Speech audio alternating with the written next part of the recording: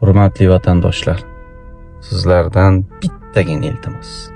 bittagina iltimos, farzandlaringizning tarbiyasiga nihoyatda qattiq turinglar. To'g'risi jamiyatimiz kundan kunga karrasiga buzuqlikka botib ketyapti. Mening asosiy faoliyatim shu bo'lganligi uchun kuniga minglagan obunachilarim, minglagan kuzatuvchilarim shunaqangi bir buzuqlik targ'ibotlarini tashlab berishadi. Eng dahshati nimasini aytaymi? Eng dahshati mana shu videolarga 100 minglagan layklar bosiladi. Eng dahshati fohishalar o'zining fohishaligining ortidan qimmatbaho mashina minib yuribdi. O'qituvchilar buncha ishlab, ezilib boshqa qilib umuman bunaqa mashinani tushida ham ko'ra olmaydi, lekin fohishalar qimmatbaho mashina minyapti va mana shu qimmatbaho mashinasini ko'z qilib ommaga qo'ysa 100 minglagan layk bosilyapti. Tasavvur qilyapsizmi? O'zbekistonda kamida 100 mingta fohishani qo'llab-quvvatlaydigan potensial buzuqlar bor. Millionlagan odamlar ularni kuzatishyapti. Millionlagan auditoriya ularni kuzatyapti. Bu shunchaki dahshat, bu jamiyatning ma'naviy inqirozga kirib bo'lganligini anglatadi. Bundan buyog'i jarayon karrasiga tezlashib ketaveradi. Geometrik progressiya sifatida karrasiga tezlashadi. Iltimos, farzandlaringizni tarbiyasiga ehtiyot bo'ling. Shuncha chiqyapmiz, gapiryapmiz, boshqa qilyapmiz, lekin fikrlarimiz sahroga tushgan bir tomchiday yo'q bo'lib ketyapti. Biz shuncha harakat qilganimiz bilan ularga qarshi chiqishimiz qiyin, toki bu harakatlarimiz davlat siyosatiga ko'chmasa, davlat siyosati darajasida buzuqlikka qarshi kurashilmas ekan, biz hech qanday natijaga erisha olmaymiz. Yaqin 10 yillikda bizning jamiyat o'sha g'arbning jamiyatidan hech qanday farq qilmay qoladi.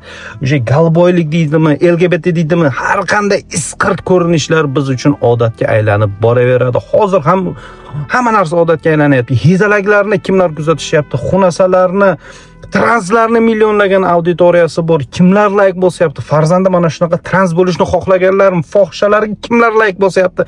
Fohisha bo'lishni xohlaganlarni bilmadim. To'g'risi bu men uchun juda ham og'ir. Ba'zi bir iflos toifalar aytadi, "Sani maqsading hayp qilib ko'tarilish, mashhur bo'lish, pul topish." Ey baraka topkurlar.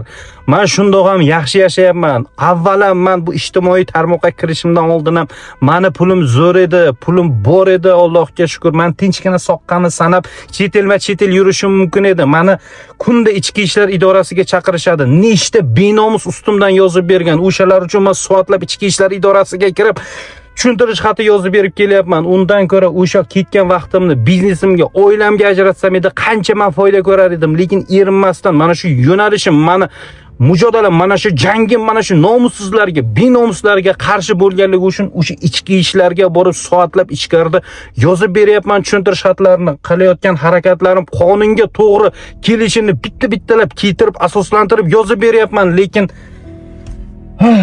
jamiyatimizni buzuqlikdan asrashga shuncha harakat qilmaylik. Jamiyatimiz borgan sari botib ketyapti. Borgan sari, tasavvur qilyapsizlarmi?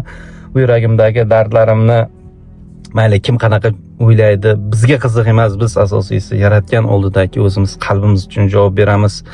Sizlardan iltimos, farzandlaringiz tarbiyasiga juda mahkam turing. Juda. Navbatdagi buzuqlikning qurboni sizning farzandingiz bo'lishi mumkin. Iltimos, jamiyat chida bo'lmas darajada buzuqlikka yuz tutib ketyapti. Yaqin 10 yillikda g'arbdan hech qanaqa farqi qolmaydi. O'sha iflos g'arb jamiyatidan hech qanaqa farqi qolmaydi. Dahshatli tarzda bizni buzuqlik qamrab oladi, toki biz o'z an'analarimiz, qadriyatlarimizni davlat siyosati darajasida ushlab qolishga harakat qilmasak. Lekin afsuski ayni paytda millatning qadriyatlariga javob bo'lgan mas'ul idoralar sukut saqlamoqda va uxlamoqda. Vatan omon bo'lsin.